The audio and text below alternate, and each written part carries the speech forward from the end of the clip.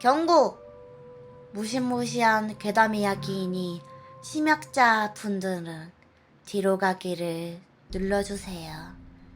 무서우신 분들은 샤크 얼굴을 보세요. 실화를 바탕으로 한 내용입니다. 초등학교 5학년 수학여행 첫날이었습니다. 목적지는 에버랜드. 오, 에버랜드 국룰이지. 저는 친구들이랑 신나게 놀이기구도 타고 사진도 찍고 간식을 먹으며 즐거운 시간을 보냈었습니다. 그날 밤에 숙소에 도착해서 남자와 여자는 각각 다른 방을 배정받았습니다. 아, 1박 2일이었나봐요? 원래 보통 에버랜드 당일치기로 끝나는데. 좋은 곳이네. 1박 2일도 해주고. 그래서 남자와 여자와 같은 방을 배정받게 나왔다니까. 식사를 마친 뒤에 저희는 소등 전까지 자유시간을 즐겼습니다. 간식을 먹는 애들, 오늘 탔던 놀이기구에 대한 썰을 푸는 애들도 있었습니다. 이후에 베개 싸움이 벌어졌고 어떤 애들은 이불을 뒤집어 쓰고 장난을 쳤습니다. 그리고 밤 11시. 오, 저희가 괴담을 11시 시작했는데. 소등 시간이 되어 숙소 안은 금세 조용해졌고 대부분 친구들은 피곤함에 금방 잠에 빠져들었습니다. 하지만 몇몇은 구석에 모여서 앉아 작게 속삭이며 수다를 이어갔습니다. 여기가 창문이고 여기가 이렇게 되어 있네요. 되게 친절한 설명. 숙소 입구에는 정면으로 보이는 큰 유리창이 있었습니다. 그 너머에는 키 큰 나무들이 빽빽하게 서 있었고 아래엔 비포장 도로가 희미하게 이어져 있었습니다. 저는 창문에 등을 기댄 채 친구 한 명과 잠들기 전 가벼운 대화를 나누고 있었습니다. 30분 정도가 흘렸을까요? 구석에 모여있던 애들 중 한 친구가 조용히 중얼거렸습니다.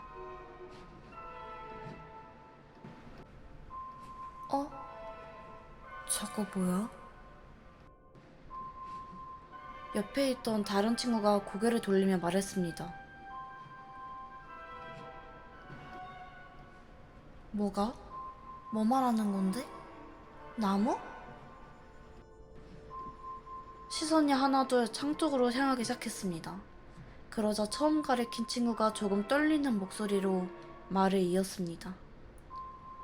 아니, 나무 말고 옆에 저기 뭐 흔들리는 거 안 보여? 저는 별로 신경을 쓰지 않았습니다. 하지만 시선이 창문 쪽으로 집중되자 고개를 들었습니다. 그리고 뒤를 돌아보려고 했던 그 순간이었습니다. 차가운 기운이 허리에서부터 등을 타고 올라와 목덜미까지 훅 하고 치고 올라왔습니다. 그것은 바람이 아니었습니다. 생애 처음 소름이라는 감각이 제 몸을 휘감았고 등골을 찌는 듯한 기분에 온몸이 굳어버렸습니다. 저는 뒤를 돌아볼 수 없었습니다. 발꿈치와 손으로 엉덩이를 밀며 조용히 구석으로 기어갔어요. 옆에 있던 친구도 저를 말없이 따라왔어요. 뭔데? 뭘 봤는데? 저는 그걸 처음 봤다고 말한 친구에게 속삭였습니다. 그 친구는 조용히 말없이 창문을 손가락으로 가리켰어요. 저는 천천히 뒤를 돌아보았어요. 창밖은 어두웠고 나무만이 어렴풋하게 보였을 뿐이었습니다. 가로등조차 없었던 깊은 어두움. 그 속에 뭔가 있다는 확신은 있지만 눈으로는 아무것도 볼 수 없었습니다. 하지만 구석에 모여있던 몇몇 친구들의 얼굴이 겁에 질려 있었어요. 분명히 아무것도 보이지 않았는데.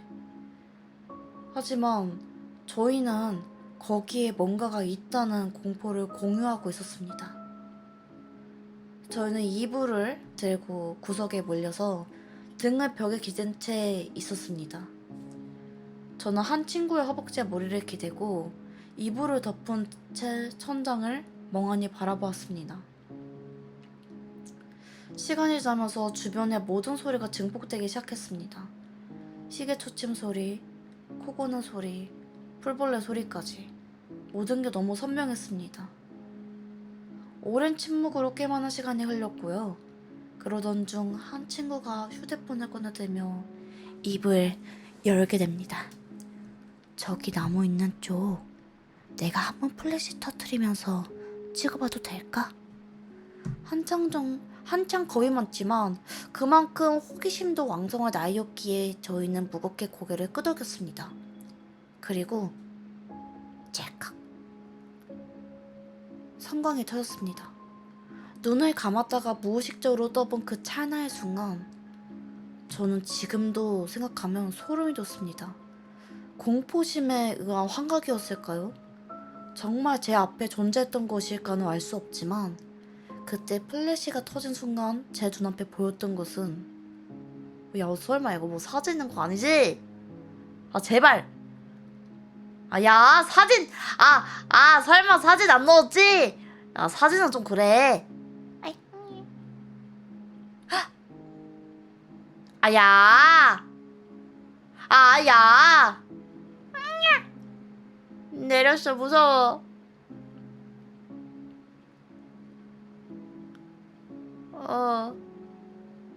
고등학생쯤 되어 보이는 어떤 여자가 저를 거꾸로 내려다보면서 웃고 있었습니다. 씨발.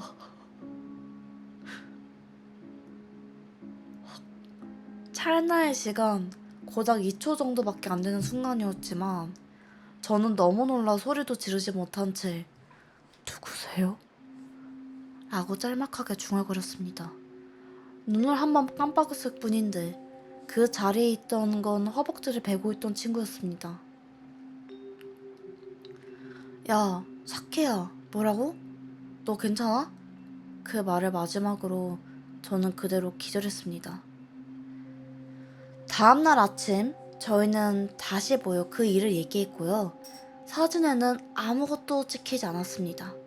그때 깨어있던 친구도 역시 대부분은 얼마 못 가 잠들었다고 합니다.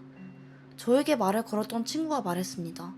플래시가 터지자마자 제가 눈을 부릅뜨고 천장을 바라보다가 혼잣말을 중얼거리고 바로 기절하듯이 잠들었다는 겁니다.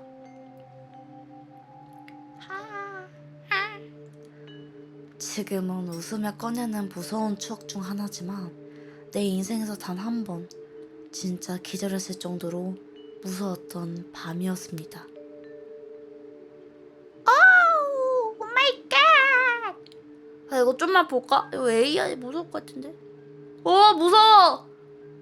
무서워 나 못 보겠어. 나 못 보겠어. 짤 별로 안 무섭다고요? 아니야 무서워. 이 시간에 보기 좀 무서워. 보여줘? 나 무서운데? 무서워. 안돼. 나 불 끄고 있단 말이야. 개 무서워. 다들 안 무섭고 나만 무서운 썰. 안녕하세요. 이 이야기는 사실 무서운 얘기는 아니에요. 그냥 저 혼자 겪은 살짝 오싹한 얘기인데 말주변이 없다 보니 전달할 때마다 헤이 그게 뭐야 이런 반응이었어요. 그래도 어쨌든 저는 무서운 경험이었기 때문에 참가에 의를 두고 썰을 써봤습니다. 감사합니다. 이게 또 한번 보면 그게 정말 무서운 썰일 수도 있으니까. 저는 인구 소멸 위기 지역으로 분류된 작은 군단 위 지역에 살고 있어요. 난 벌써 무서운데? 아 무서워. 인구 소멸 위기 지역으로 분류된 작은 군단 위 지역에서 살고 있대. 벌써 무서워. 우리나라의 미래가 무서워.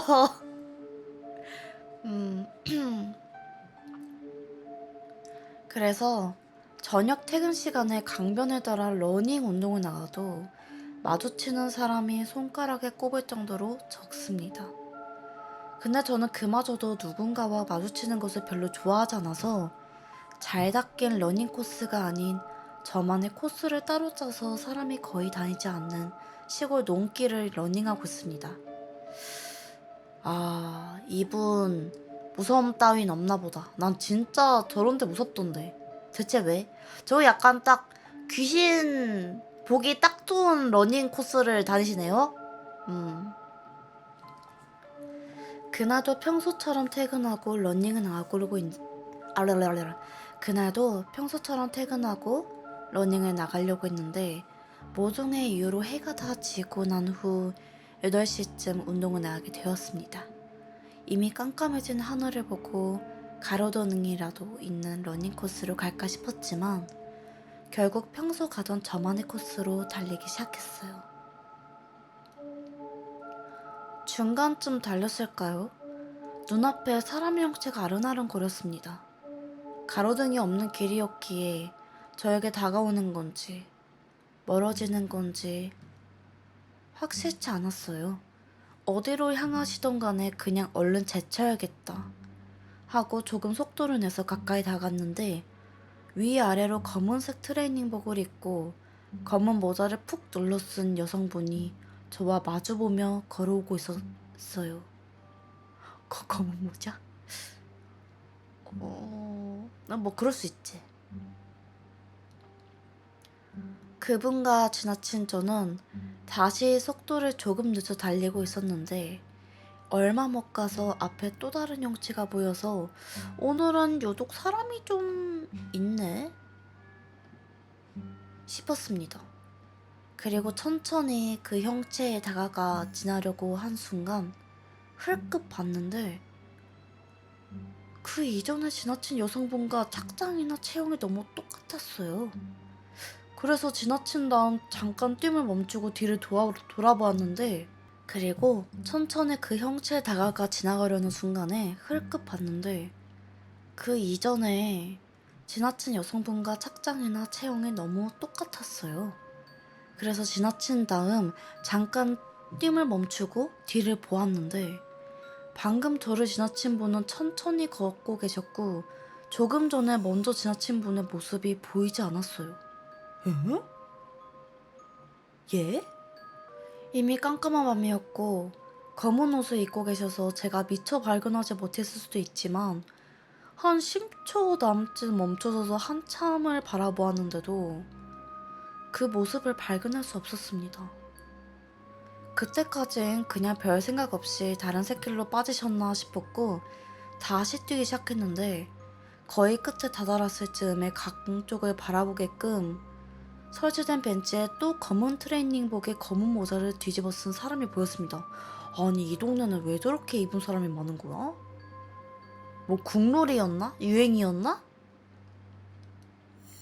그런데 두 번 지나친 사람들과 이분의 모습이 너무 똑같아 보였고 또 그분은 제가 살짝 거친 숨을 내쉬면서 근처에 다다랐을 때 또 돌아보기는커녕 미동도 없이 건너편 강가만 바라보고 계셔서 조금은 오싹한 기분이 들었어요. 보통 운동하거나 산책 중 쉴 때에는 음악을 듣는다던가 핸드폰을 본다던가 할 텐데 그분은 정자세로 다 앉아서 가라등도 없어서 잘 보이지도 않는 강가를 바라만 보고 계셨어요. 헐, 이건 좀 무서운데? 저는 괜히 오싹한 기분이 들어서 보통 한 번 더 반환점을 다녀오는데 그날은 얼른 집으로 돌아오게 되었습니다. 이야기는 이 정도인데 이렇게 쓰고 보니 정말 별로 무섭진 않는 것 같네요. 근데 저는 아직 그때를 생각하면 조금 오싹한 기분이 들어요. 아래는 참고가 되실까 싶어서 요즘 저녁 운동 중 찍은 코스 사진입니다. 발길을 조금 올려서 주변이 잘 보이게끔 했어요. 헉! 심지어 발길을 올린 거야? 어? 너무 어두워. 아니 거의 뭐 안 보이는 수준인데? 무서워. 때는 8월 무더웠던 어느 날이었습니다. 어느 때와 같이 학원을 끝마치고 집으로 돌아가는 길이었는데요. 이미 늦은 시간이었지만 가는 길마다 가로등이 비춰주며 가게 사람들이나 동네를 간간히 돌아다니시는 분들 덕분에 혼자여도 집까지 갈 수 있었던 밤이었습니다. 하지만 집으로 들어가기 전에 나오는 우리 집 빌라 입구. 입구 건너편에는 다른 건물이 들이우며 담벼락까지 생겨 빛이 하나도 들어오지 않았고요. 옆으로 돌아서야만 들어갈 수 있었던 입구였습니다.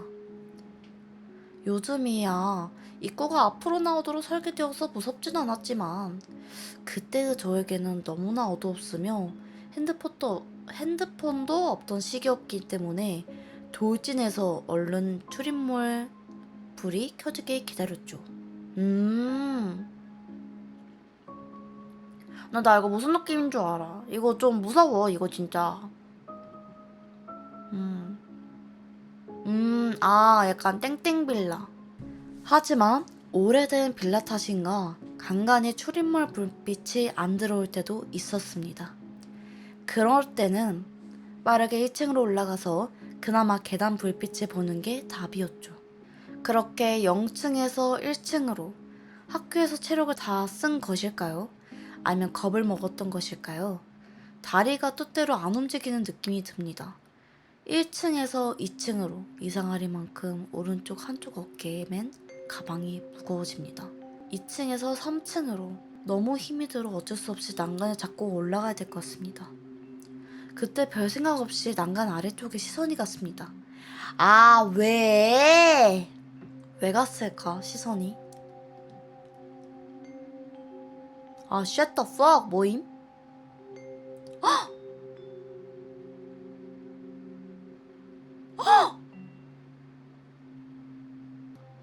계단 밑에서 저를 응시하고 있던 눈. 소리 지를 틈도 없이 무작정 계단을 뛰어 올라갔습니다. 너무 무서워서 헛들은 걸 수도 있겠지만 밑에서부터 올라오는 소리가 들리기 시작하기에 출입문 비밀번호도 손을 덜덜 떨면서 빠르게 열어 무작정 문을 닫았습니다. 하필 그때 부모님도 안 계셔서 방에 들어가서 숨죽이며 있다가 그대로 잠에 들었습니다. 그 뒤로는 계단 난간을 잡고 아래를 보거나 한 적이 없네요. 그때 그것은 무엇이었을까요? 왜 저를 응시하고 있었을까요? 고양이나 야생동물이라고 생각이 들 때도 있지만 그 눈동자의 크기는 동물의 것은 아니었다고 생각해요.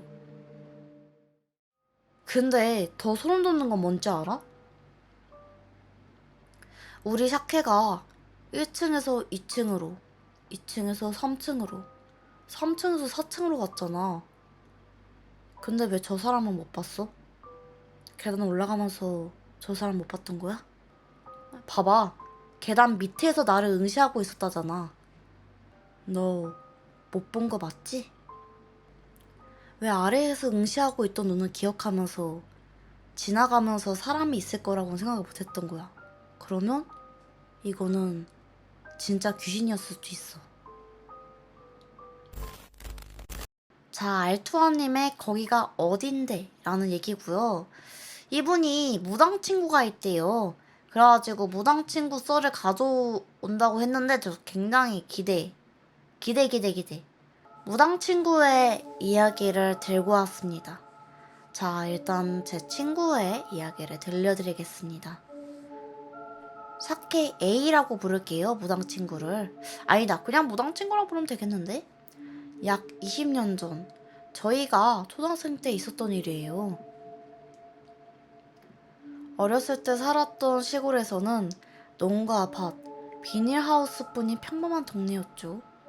당시 할 것이라곤 그냥 친구들이랑 만나서 놀이터에서 술래잡기, 도둑과 경찰, 얼음땡 같은 놀 것이었죠. 컴퓨터도 있고 TV도 있지만 그래도 만나서 노는 게 좋았어요. 오. 그리고 여름이 끝나가고 가을이 되어가는 밤. 항상 만나서 놀았던 친구들과 뭐하고 놀까 얘기하다가 오늘은 옆 동네로 가는 길에 낮은 산이 있다고 해서 거기서 놀아보자 하며 이동했어요. 대낮인데도 불구하고 생각보다 나무가 빽빽해서 밝지만 어둑한 느낌이었어요. 산 초입에 얕은 계곡이 있어서 거기서 물장구 치면서 놀고 있다가 제가 산에 올라가 보자고 했다 하더라고요. 어? 그럴 수 있지. 산 준턱, 약수턱까지 올라가고 물을 마시면서 쉬고 있다가 산길이 아닌 곳으로 가보자고 해서 이동했어요. 한참을 오르락내리락 하다가 열댓 개의 작은 항아리들과 나무들이 있는 공터에 도착을 했고, 그곳에서 놀고 있다가 7살에서 8살쯤 된 애들이 나타났대요. 같이 놀다가 우리가 계곡에서 놀자 하니까 그 애들이 계곡에 가면 할머니한테 혼나 라고 했대요. 해가 좀 기울고 배가 고파져서 집에 가려고 인사를 하며 산에서 내려가는 길에 나이 지긋하신 할머니가 올라오시면서 너희 항아리 봤니? 라고 말씀하셨고, 저희는 공터에서 항아리를 보았다고 말을 했습니다. 그 할머니께서는 아무 말 없이 그대로 산을 계속 올라가셨고, 저희도 그대로 산을 내려와 산 입구에서 집으로 가는 길에 공터에서 놀았던 애들의 웃음소리와 가는 길에 공터에서 놀았던 애들의 웃음소리가 근처에서 들렸다고 해요. 그래서 제 무당 친구가 옆 동네 애들이구나 하고 그냥 대수롭지 않게 넘겼대요. 저희 동네 근처까지 넘어와서도 생각보다 가깝게 웃음소리가 있었다고 해요. 근데요, 산과 저희 동네 거리는 걸어서 3, 40분 정도 거리래요. 산, 옆 동네, 우리들의 위치, 우리 동네. 많이 먼데? 어? 공터에서 놀았던, 그러니까 약수터까지 갈 정도면 되게 높은 길이었을 텐데? 이게 어떻게 산 입구까지 들릴 수가 있지? 무당 친구가요, 조금 무서워져서 저희를 불렀는데, 저희는 무당 친구가 없는 것처럼 행동했대요. 무당 친구는 겁이 나서 도망치듯 집까지 뛰어갔는데, 그때도 주변에서 웃음소리가 계속 들렸다고 해요. 그래서 그 무당 친구가 어제 산에서 만난 애들이랑 논 거 조금 이상하지 않았어? 라고 했는데, 순간 무당 친구는 이걸 말하면 안 될 것 같은 섬뜩한 느낌이 났대요. 그래서 혼잣말인 것처럼 얼버무리고 그냥 넘겼대요. 훗날 무당 친구가 나서 알게 된 건 그날 놀았던 곳이 애장터였다고 웃으면서 썰을 끝냈는데요. 거기가 어딘데? 우리 계곡에서 놀고 바로 집에 갔잖아.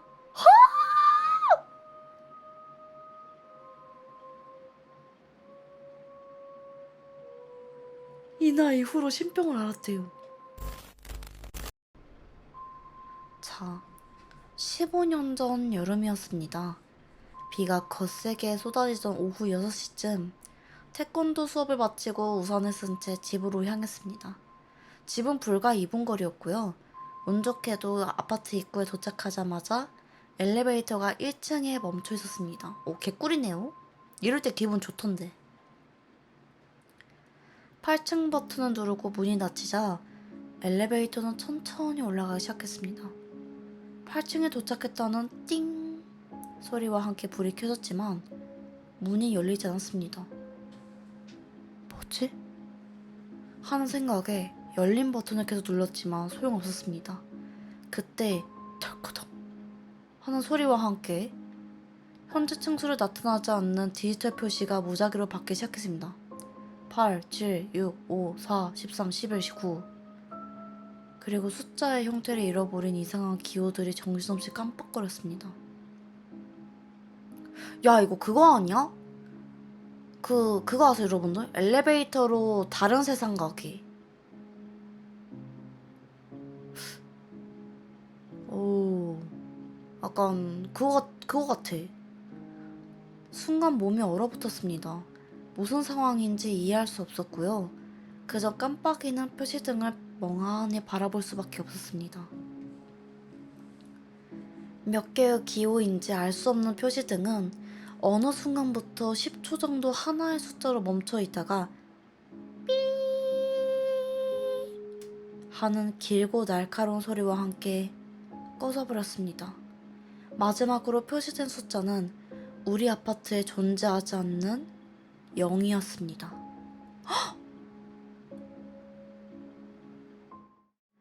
도저히 안 되겠다는 생각에 핸드폰을 꺼냈습니다. 손을 벌벌 떨며 단축번호 1번을 누르고 엄마에게 전화를 걸었지만 헉! 지금 거신 전화는 없는 번호입니다. 지금 거신 전화는 없는 번호입니다. 라는 차가운 목소리와 함께 전화는 끊겼습니다. 그때부터 공포는 현실이 되었습니다. 당장이라도 이 갇힌 공간에서 벗어나고 있었습니다. 제발 누구라도 저를 발견해 주기를 바랄 뿐이었습니다. 야, 이거 진짜 그건데? 다른 세상에 가신 것 같은데요? 극심한 패닉 속에서 문득 비상벨이 떠올랐습니다. 손이 닿지 않는 높이에 매달린 비상벨을 우산을 이용해 힘껏 눌렀습니다. 한 번도 눌러본 적 없는 비상벨을 향해 살려달라고, 도와달라고 울부짖었지만 아무런 반응이 없었습니다. 더 이상 아무 방법도 없다는 절망감에 덜덜 떨고 있을 때 갑자기 엘리베이터 전등이 깜빡거리며 소리와 함께 움직이기 시작했습니다. 위로 가는지 아래로 가는지 분간할 수 없었습니다. 불이 켜졌다 꺼졌다를 반복하는 암전 속에서 공포는 극에 달했습니다. 1분쯤 지났을까요? 엘리베이터가 멈춘 것인지 움직이는 것인지 알 수 없는 상황에서 희미한 소리가 점점 크게 들리기 시작했습니다.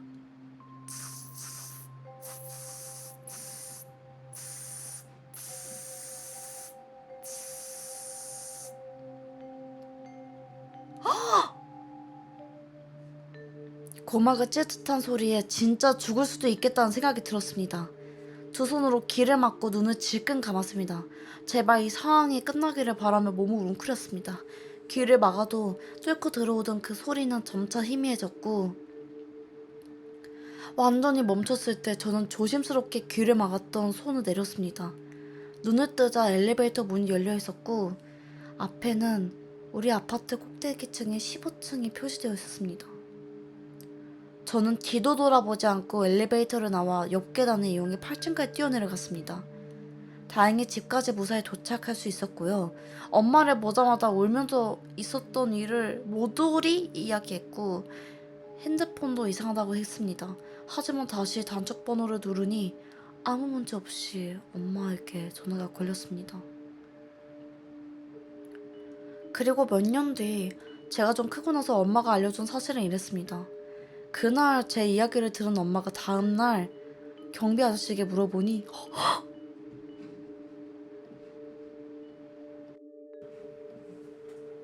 엘리베이터는 그날 고장난 적이 없었다고 했습니다.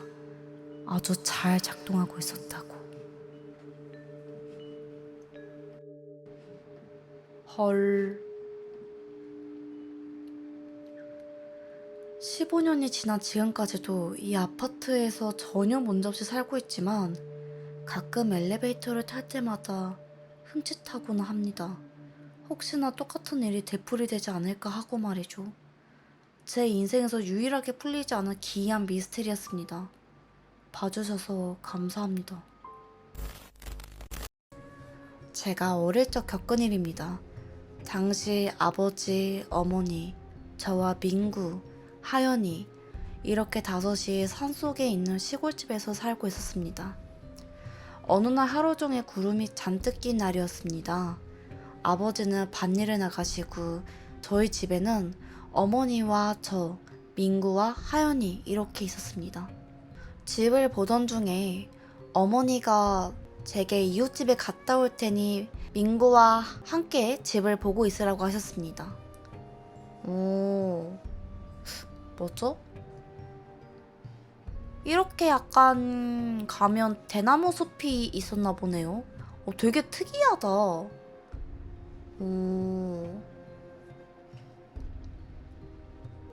그 이웃집은 제 걸음으로도 11분 정도밖에 안 걸리는 아주 가까운 곳이었어서 알겠다고 했습니다.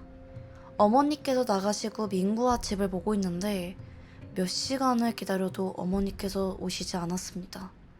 계속 오시지 않았고요. 저희 민구까지 잠들자 혼자 있기 무서워진 저는 어머니를 데리러 이웃집으로 출발했습니다. 도착한 이웃집 문 앞에서 저는 어머니를 불렀습니다. 엄마! 엄마! 아무리 불러도 이웃집은 이상하리만치 반응이 없었습니다. 집안에 아무도 없는 듯이 저는 생각했습니다. 두 분이서 숲에 가셨나? 대나무 숲은 저희 집에서 약 5분 정도 걸리는 곳이었고요. 저희 가족과 이웃이 자주 산책하던 곳이었기에 저는 대나무 숲을 향했습니다. 왜 혼자 갔대? 와, 그 대나무 숲은 아니지만 분위기가 비슷한 사진을 퍼왔어요. 씨발 너무 어두운데?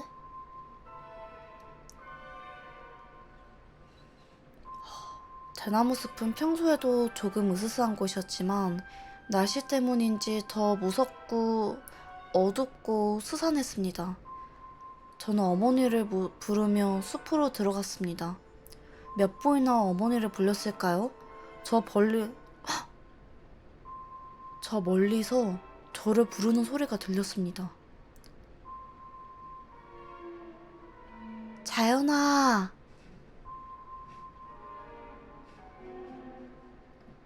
어디선가 저를 부르는 소리에 씨발 나 너무 무서워. 어디선가 저를 부르는 소리에 소리가 나는 곳으로 시선을 돌렸습니다. 저 멀리 나무 사이로 하연이를 업고 있는 어머니가 제 쪽을 보며 저를 부르고 있었습니다. 드디어 어머니를 만났다는 생각에 저는 어머니를 향해 달려갔습니다. 얼마나 뛰었을까요? 저는 뭔가 이상함을 깨닫고 그 자리에 멈췄습니다. 어머니가 입고 나가셨던 옷과는 너무나도 달랐습니다. 그 자리에 멈춰서 자세히 보니 그건 어머니가 아니었어요.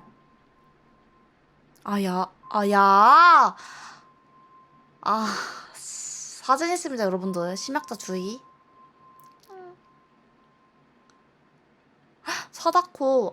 사다코구나. 대충 옷이 비슷하대. 푸르 헤쳐진 머리와 하얀 소복. 처음 보는 여자가 아이를 업은 채 저를 보면서 미소를 짓고 있었습니다. 아무것도 못하고 그 자리에 멈춰있는데 그 여자가 입을 열었습니다. 자연아. 어머니의 목소리였습니다. 그 여자가 어머니의 목소리 내고 있었습니다. 저는 그 말을 듣자마자 뒤돌아 뛰었습니다. 나무에 부딪히고 돌부리에 걸려 넘어져도 달리기를 멈출 수는 없었습니다. 저 여자에게 누구든 잡히면 큰일 난다는 생각 하나뿐이었습니다. 달릴수록 등 뒤로 나를 부르는 목소리가 점점 가까워지는 것을 느꼈습니다. 자연아 어디가? 엄마 여기 있잖니? 저를 부르는 목소리가 가까워지자 공포감에 눈물이 터져나오기 시작했습니다. 정신없이 달리다 보니 저 멀리 이웃집이 보이기 시작했습니다. 미친 듯이 달려 이웃집을 지나치려는 그때 하연이를 업고 이웃집에서 나오는 어머니가 보였습니다. 어머니가 저를 보고 크게 놀라신 표정이었어요. 딸이 땀과 눈물 범벅이 된 얼굴로 달려오는데 놀라지 않은 엄마가 어디 있을까요? 저는 어머니 품에 안겨 펑펑 울며 제가 본 것과 겪은 것들을 말씀드렸습니다. 그때 어머니는 그 여자를 보지 못했다고 합니다. 어머니는 저를 이웃집으로 데려가셨고 이웃집 아주머니는 저에게 소금을 뿌렸습니다. 소금을 뿌리시고 나서야 어머니는 왜 민구를 혼자 집에 놔두냐고, 동생 두고 혼자 나오니까 그런 일이 생기는 거 아니냐고 저를 혼내셨습니다. 다행히 그 일이 있은 뒤로 그 여자는 다시 보이지 않았습니다. 그 여자는 누구였을까요? 그리고 제 이름은 어떻게 알고 있을까요? 만약 그 여자에게 잡혔다면 저는 어떻게 됐을까요? 지금은 대나무숲, 우리 집, 이웃집 모두 없어졌지만 수십 년이 지난 지금도 제 기억 속엔 그 여자의 미소가 선명하게 남아있습니다. 하지만 대나무숲 사이 바람소리가 차연아, 차연아